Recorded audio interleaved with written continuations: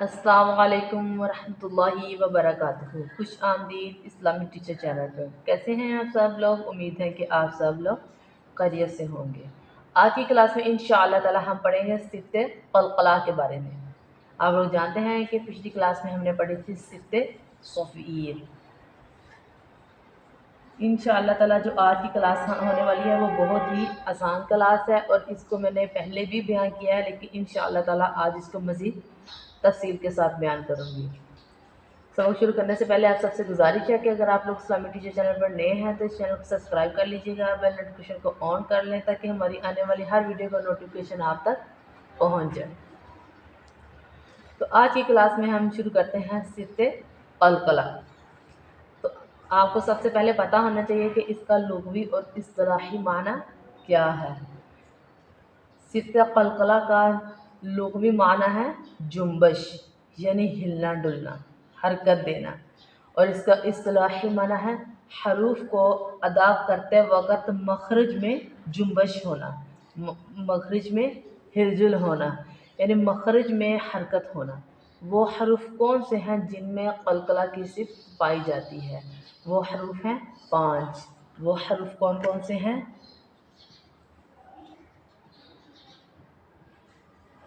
क़ाफ़, क़ा, बा, जीम और दाल। वो हरूफ 5 है। कौन कौन से हरूफ है? क़ाफ़, क़ा, बा, जीम और दाल।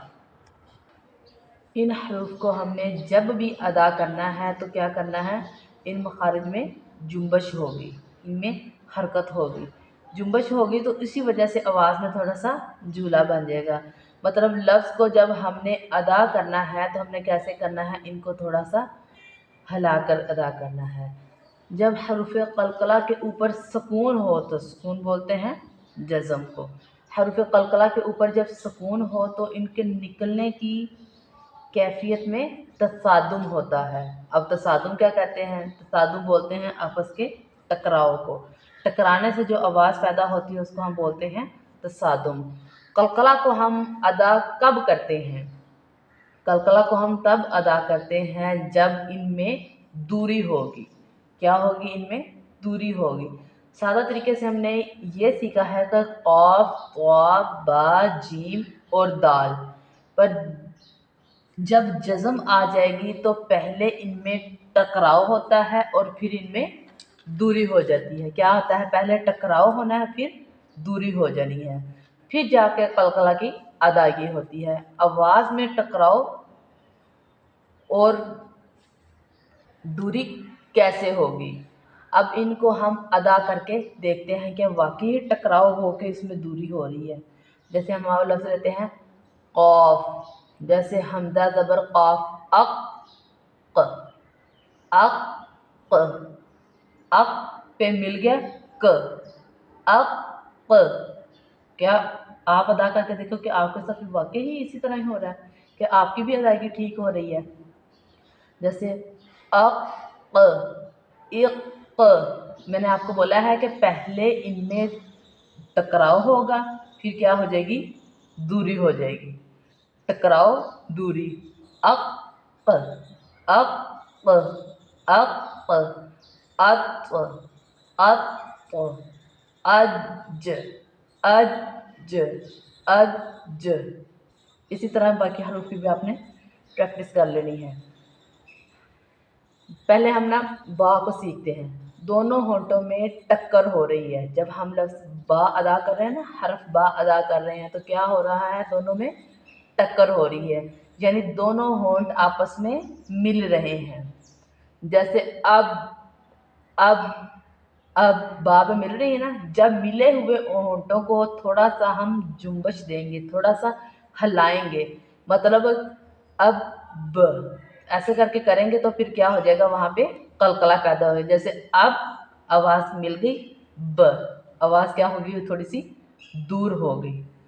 क़लक़ला की 3 इक़साम है। 3 इक़साम मैंने आपको क़लक़ला की बताई हैं। वो कौन कौन सी इक़साम है? कमज़ोर क़लक़ला, मज़बूत क़लक़ला और बहुत ही मज़बूत क़लक़ला। कमज़ोर कलकला कब होता है? कमज़ोर कलकला तब होता है कि कलकला का हर्फ जब लफ्ज़ के दरमियान में आ जाए, जैसा कि ये जीम दरमियान में आ गया। दूसरी बात है कि ये साकिन हो, यानी इसके ऊपर जज़म हो, तो ऐसी सूरत में हम इसको कमज़ोर कलकला बोलते हैं। हमने इसको पढ़ना चाहते हैं जैसे यजअलु, मैंने बोला है कि साकिन हो और लफ्ज़ के हर्फ के जो हरफ है कलकला का वो लफ्ज़ के दरमियान में हो, जैसे जीम ये दरमियान में आपके सामने है। नंबर 2 पे आता है मज़बूत कलकला। मज़बूत कलकला कब होगा? मज़बूत कलकला तब होगा कि जो कलकला वाला हरफ है वो आखिर पे हो और उसके ऊपर कोई अलामतें भी हों, उसके ऊपर कोई हरकत भी हो। तो हमने इसको क्या करना है, जैसे कुल हुवल्लाहु अहद, अब अहदुन है और आगे उसके गोल सिफरी भी है, वक़फ़ की अलामत भी है। तो ऐसी सूरत में जब हमने यहाँ पे कलकला करना है तो हमने थोड़ा सा मज़बूत कलकला करना है, जैसे कुल हुवल्लाहु अहद, अहद।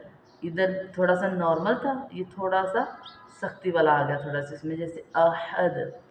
नंबर 3 पे आता है बहुत ही मजबूत कलकला। ये बहुत ही मजबूत कलकला कब होगा? अगर कलकला का हर्फ लफ्ज़ के आखिर में आ जाए और वो मुतहर्रक भी हो और वो मुशद्दद भी हो, तो वक़फ़ की सूरत में जो कलकला होगा वो बहुत मज़बूत कलकला होगा। मिसाल के साथ आपको बताते हैं, जैसे है कि तब्बत यदा अबी लहबिन व तब। अब देखो एंड वाले लफ्ज़ को देखो, मैंने आपको बोला है कि आखिर में आएगा और वो मुतहर्रिक होगा, और दूसरी बात मैंने बोले थे इसके ऊपर शद भी हो, तो इसके ऊपर शद भी है और इसके ऊपर ज़बर भी है, और ये मुतहर्रक भी है और मुशद्दद भी है। तो ऐसी सूरत में जब हमने यहाँ पे वक़फ़ करना है तो जो कलकला करना है तो वो मज़बूत कलकला करना है। उम्मीद है कि आज की क्लास आपको अच्छे से समझ आ गई होगी। तो आप कोशिश कीजिएगा कि इस वीडियो को लाज़िमन शेयर करना, ताकि और भी लोगों का इससे फ़ायदा हो जाए। अगर आपको आज की क्लास अच्छी लगी है तो मुझे उम्मीद है कि आप इसको लाइक कमेंट ज़रूर करेंगे। तो इंशाअल्लाह ताला बहुत जल्द अगली वीडियो लेकर आपकी खिदमत में हाज़िर होंगे। दुआ में याद रखना। अल्लाह हाफ़िज़।